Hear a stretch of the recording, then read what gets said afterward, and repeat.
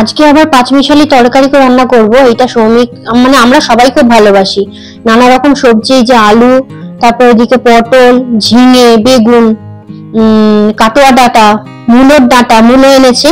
আর সৌমিক কি করেছে, একটুখানি না পুঁই শাক নিয়ে এসেছে, বললো পুঁই শাকও এর মধ্যে দিয়ে দাও অল্প করে, ডাঁটা আর শাক, তাহলে খেতে ভালো লাগবে। আর এদিকে ভাড়ালি কেটে আমি জলে ভিজিয়ে রেখেছি, এই দিয়ে পাঁচমিশালি করব। আর এই করলা দিয়ে আর অল্প লাউ ছিল, তাই দিয়ে তিতার ডাল করব। আর এদিকে যে মুগের ডালটা আমি বাটিতে সেদ্ধ বসিয়ে দিয়েছি, আজকে কুকারে সেদ্ধ করিনি। তেল গরম হয়ে গেছে, আমি এক এক করে সব সবজিগুলো ভেজে ভেজে তুলে রাখবো। সবসময় বলেছি পাঁচমিশালি তরকারিতে ভেজে ভেজে সবজি তুলে রাখবে, তাতে খেতে ভালো হয়। সবজিগুলো এক এক করে আমি ভেজে নিই, ভেজে নিয়ে তারপরে তোমাদের সঙ্গে আবার কথা বলবো। যেহেতু আজকে স্যাটারডে, রিকনের সকালের দিকে এক চোট পড়া হয়ে গেছে, আবার পড়তে যাবে, ওই জন্য ওকে খেতে দিয়ে দিয়েছি। এখানে তিতার ডাল আর পাঁচমিশালি তরকারি দিয়ে ওকে খেতে দিয়ে দিয়েছি। ও খেয়ে 11টার সময় পড়তে চলে যাবে। এই যে তিতার ডাল আমার রান্না হয়ে গেছে। এখানে করলা একটু সবসময় বেশি দিতে হয় রিকনের জন্য, এটা গরমকালে খাওয়া খুব ভালো। আর এইদিকে হচ্ছে আমি কালকে রাত্রে প্রেসার কুকারে ভাত করেছিলাম, সেটা অল্প রয়েছে, ওখান থেকে রিকনকে আজকে খেতে দিলাম সকালবেলা। আর এই যে পাঁচমিশালি তরকারি, এটা আমার কমপ্লিট হয়ে গেছে রান্না। খুব সুন্দর হয়েছিল খেতে, রিকন বললো খেয়ে। এবার আমি মাছ রান্না করব, তার জন্য একটুখানি পেঁয়াজ আর কাঁচা লঙ্কা নিয়েছি। যেহেতু ডিমওয়ালা ট্যাংরা মাছ, তো ট্যাংরা মাছে একটুখানি পেঁয়াজ না দিলে খেতে ভালো লাগে না। যাই হোক, বেশ বড় বড়ই ট্যাংরা মাছগুলো এনেছিল। আমি পেঁয়াজ আর কাঁচা লঙ্কা বেটে নেবো এটা মিক্সিতে, আর একটুখানি শুধু জিরে গুঁড়ো দেবো। আর এই ট্যাংরা মাছ ভাজতে না খুব ভয় লাগে, এত ফাটে। মশলা দেখো আমার কষানো হয়ে গেছে। এবার ভাজা মাছগুলো আমি জল সবসময় আমি মাছে গরম, মানে সব খাবারে আমি গরম জলটা ইউজ করি, করে এই ভাজা মাছগুলো ঝোলের মধ্যে দিয়ে দেবো। বেশি ঝোল রাখবো না, অল্প ঝোল রাখবো। নামাবার সময় ধনেপাতা নিয়ে নেবো, তাহলে হয়ে যাবে আমার মাছ রান্না। রেডি হয়ে গেছে রিকন, এখন টিউশন বেরোচ্ছে। সকালবেলা 7:30 থেকে একটা পড়লো, আবার এখন আবার যাবে, আবার বিকেল 5টায়। ঘড়ি পড়লি না? বিকেল এখন 6টা বাজে, বিকেলই বলবো, 6টা বাজে এখন, গরমকালে বিকেলই বলবো। এই যে টি টাইম, চার বিস্কিট সৌমিক ওখানে খাচ্ছে আর খবর শুনছে। যা গরম পড়েছে, এই জানলার কাছটা এসে একটুখানি বসলাম। আর কি বলবো, দুপুর থেকে আর আসতে পারিনি, রিকনের প্রজেক্ট নিয়েছিলাম, পড়াশোনা নিয়েছিলাম, কারণ যেহেতু পরীক্ষা সামনে, এই জন্য। হাওয়াটা দিচ্ছে, হাওয়াটা কিন্তু একটু ঠান্ডা ঠান্ডাও দিচ্ছে। ঘরে থাকলেই না গরম লাগে, বাইরে থাকলে কিন্তু অতটা গরম লাগে না। দেখেছ আমার বেশ চুল ফুল উঠছে, জামা টামা উঠছে, এই যে নাইটি উঠছে, বুঝতে পারছো তো। বা ঘরের মধ্যে থাকলে না বদ্ধ লাগে, গরমও লাগে।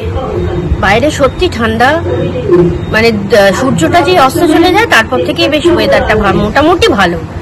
কারণ সকালবেলার দিকটা যা, দুপুরবেলার দিকটা যা গরম থাকে, তার থেকে অনেকটা ভালো, সেটাই বলবো। আর যাই হোক, এই হচ্ছে ব্যাপার। চলো এখন চাটা খেয়ে নিয়ে সোনাই ওদিকে ডাইনিং এ পড়তে বসেছে, ও পড়ছে। সারাক্ষণ পড়ে না, দুপুরের টাইমটা খেয়ে দিয়ে একটু টিভি দেখে, একটু মোবাইল ঘাটাঘুটি করে, তারপরে এখন এই 5:15 থেকে আবার পড়তে বসেছে। কারণ আর তো 2 দিন মাত্র ছুটি, কাল আর পরশু। মঙ্গলবার থেকে স্কুল খুলে পরীক্ষা। এবার প্রতি সপ্তাহে 1-2 এরকম করে ইউনিট 1 চলতেই থাকবে, তার সঙ্গে আবার হাফ ইয়ারলি প্রিপারেশনও করতে হবে। দেখো ক্লাস 9 প্রচুর চাপ আছে, কিছু করার নেই, এইভাবেই করতে হবে।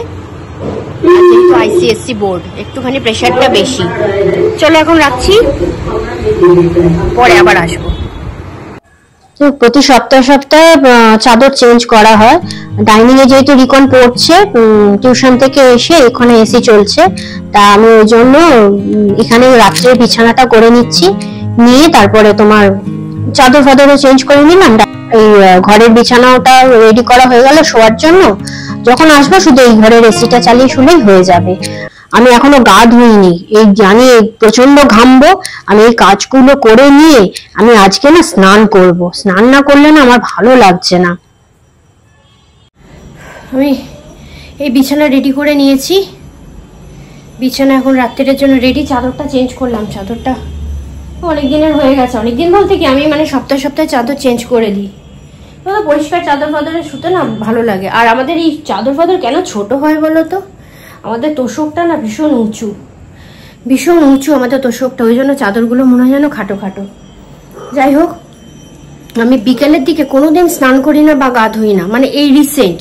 আগে সে 2 বছর আগে করতাম, সেটা আলাদা কথা, বা বছরখানেক আগেও করেছি।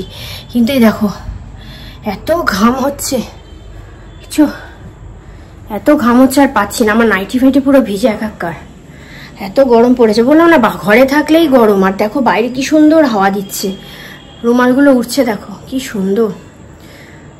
যাই হোক, আমি স্নানটা করে আসি, আর বেশি মানে রাত্রি করবো না। এখন তাও 7:15 বাজে। রিকনের স্নান হয়ে গেছে, ও পড়তে বসেছে। সৌমিক স্নান করে বেরিয়ে গেল। সৌমিক একটু গা মানে ধোয়, ও সকালবেলাও স্নান করে, মানে একদম ফার্স্ট আওয়ারে স্নান করে বা গা ধোয়, চুলটা খালি ভেজায় না। যাই হোক, ও গা ধোয় না, স্নানও করে, সরি ভুল বললাম, স্নান করে, আবার দুপুরবেলা স্নান করে, আবার এই বিকালবেলা স্নান করে। ও 3 বার চলে।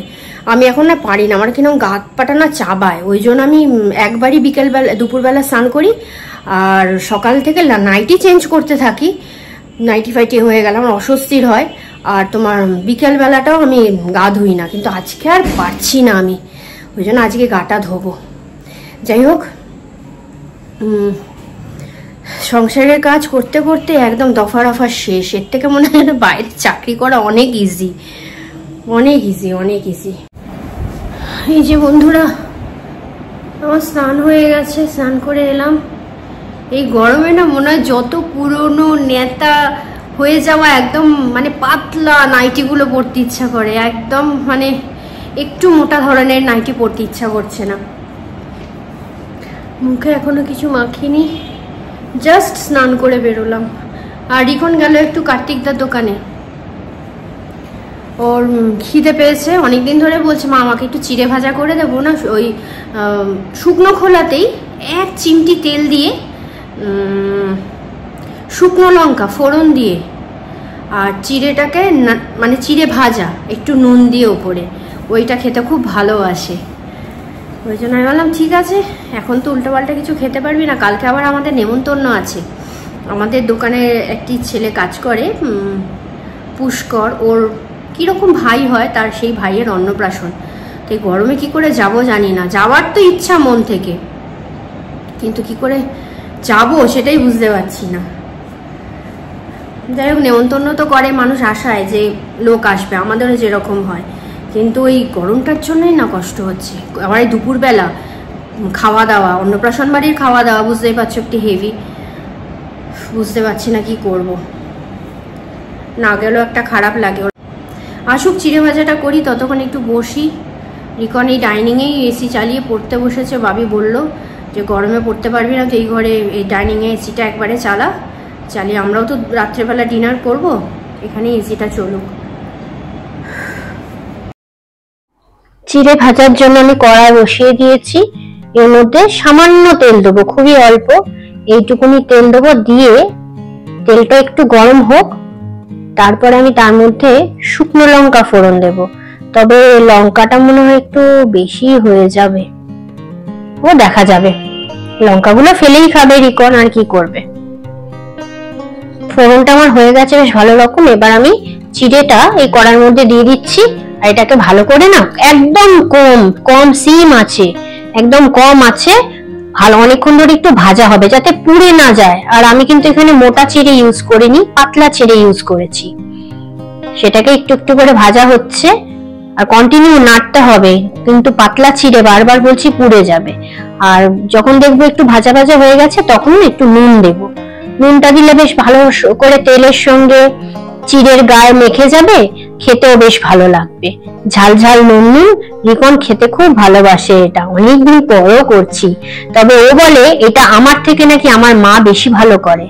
যাই হোক, মায়ের হাতের রান্না সবসময় ভালো, মায়ের থেকেই তো সবকিছুটা শেখা।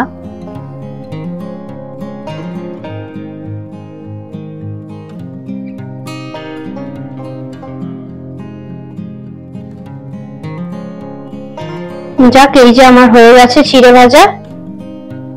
খুব সুন্দর ভাজা হয়েছে, তবে বেশি তেলে নয়, তো এটা কিন্তু শরীরের পক্ষে ভালো। তোমরা শুকনো লঙ্কা দিলে না দিতে পারো।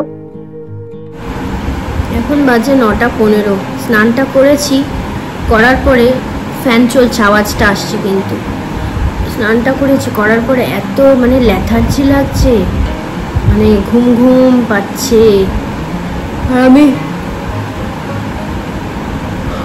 বাবা দেখছো ভাইও তুলছে, রিকনেরও ঘুম ঘুম পাচ্ছে, ও তো স্নান করেছে, বই নিয়ে বসেছিল, বলছে মামা আমার এত ঘুম পাচ্ছে, আলাম একটুখানি মোবাইলটা ঘাট, নাহলে একটু হাঁটাচলা কর। আমি না ওই কুকিং চ্যানেলগুলো খুব দেখি, কিভাবে কি রান্না হচ্ছে না হচ্ছে, কারণ আমার কুকিংয়ের ওপর না, আমার রান্নার প্রতি আমার ঝোঁকটা খুব বেশি, ভালো লাগে, মানে খেতেও ইচ্ছা করে দেখে দেখে, যেরকম মনে হয় যেন বানিয়ে খাই। ভিডিওটা পরে এন্ড করবো, এখনই না। সৌমিক এখন তো ক্লাবে গেছে, রিকন একটু পড়ে নিক, আর আমি সন্ধ্যাবেলাটা বেশি কথা বলি না কেন, রিকন পড়ে তো, অন্য একটু ডিস্টার্বই হয়, অসুবিধা হয়, ওই জন্য। চলো এখন রাখছি বন্ধুরা, এখন বাজে 11:15। আমাদের সবার ডিনার কমপ্লিট হয়ে গেছে, লাস্ট আইটেম চলছে।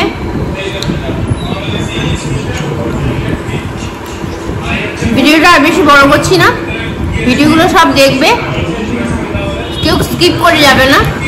ভিডিও দেখার পরে লাইক করবে, কমেন্ট করবে, আর নতুন বন্ধুরা কিন্তু সাবস্ক্রাইব করে দিও। তাহলে এখানেই রাখছি, টাটা, গুড নাইট, সবাই খুব ভালো থেকো।